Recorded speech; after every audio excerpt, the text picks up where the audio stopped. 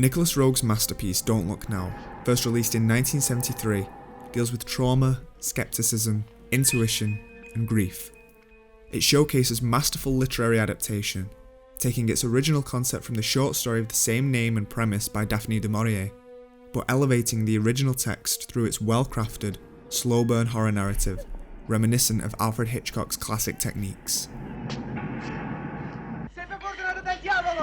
Revealing a tale as much about memory as about trauma, the film is set almost entirely in the autumnal landscapes of Venice, telling the story of a couple whose loss of a child shapes their perception of the world around them and unfolds the consequences of a mysterious encounter with two ladies that put in check the couple's faith in the intuitive and supernatural world. To talk about such harsh reality, throughout the whole film, Nic Roeg utilises a couple of classic techniques that help create subtext, the most outstanding one being his use of match cuts. Here, the composition of both shots is matched either by action, subject matter, or composition. This helps create a sense of equivalence that denotes visual metaphors.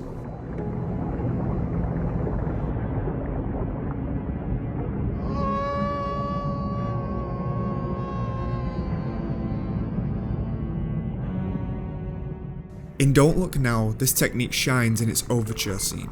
The daughter Christine plays outside their countryside home while the parents are inside. The little girl wears red, which completely separates her from the green field. We see the house in the distance, and then our eyes are guided to the water and her reflection.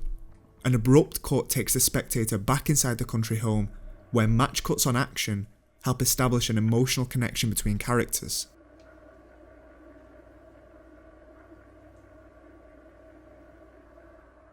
The visual landscape of contrasting symbols and colours presented in this scene will appear over and over again, implying and foreshadowing phenomena and story elements. The same raincoat used by the little girl in this scene will be a connector of all the clues leading to the film's shocking finale, evoking a strong sense of loss throughout the film.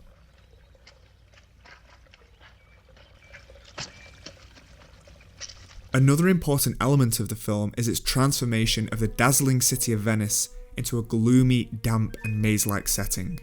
This is also a strong indicator of subtext. Venice is presented in a fragmented way. We see the city from a narrow perspective, through handhelds that indicate a point of view, close-ups of the canal, tight compositions of corner streets that evoke a sense of claustrophobia. The architectural beauty of the city is almost concealed, reserved solely for the beauty of the church interiors, revealing again the questions of faith. Another brilliant achievement of Don't Look Now is the added motif of water and the use of the colour blue. Although not in the original text, this helps cement the source story's original speculations on faith. The blue is present on the psychic's eyes, John's eyes, the blue water reflection of the British pond, and the Venice Canal. And as all the puzzle pieces are put together, the visual trope of the water and reflection spill in the montage of the film through the use of layers and dissolves. This is particularly poignant as we realise that in Don't Look Now, things are never what they seem.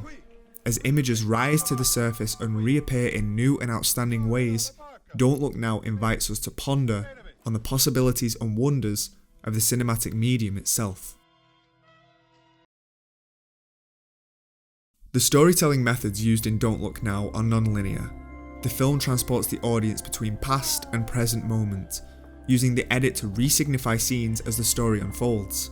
We see faces through a mirror or a frame, faces covered by visual obtrusions, fragments of a scene that match graphically with memories of the characters.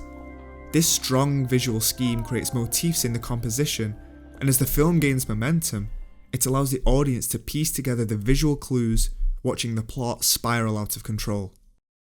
Towards the third act of the film, the collage of meaning created by the cinematic techniques used in the film come to play a big role in the storytelling. Here we see the edit take a collage approach, intercutting between images that wouldn't traditionally make sense together, but because we're so deep into the narrative, they just make sense. We know that at this point in the story, John Baxter is alone in Venice, haunted by the grief of his child and by speculations of his wife's safety. Despite being a strong and rational man, we can see his mental deterioration. He's shown seeking the help of characters that represent order amidst the chaos he's experiencing. The clergyman, the police officer, the hotel manager, and at the same time, struggling to communicate with characters that represent intuition, the psychic sisters and his wife. As the character arc unravels and the story reaches its ending, John's prophetic gift condemns him into a terrible fate. Regarding the adaptation made by Nic Roeg of her story, Daphne du Maurier wrote that the film added more depth to unconscious thoughts that might have been my own. The collection of fragments presented throughout the film is matched by the death scene montage, unlocking its meaning in both signs and omens.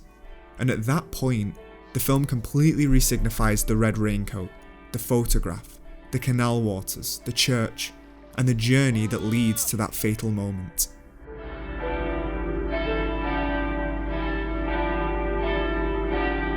In the epilogue of Don't Look Now, Laura Baxter stands in the middle of the two sisters as we see the funeral barge of her husband.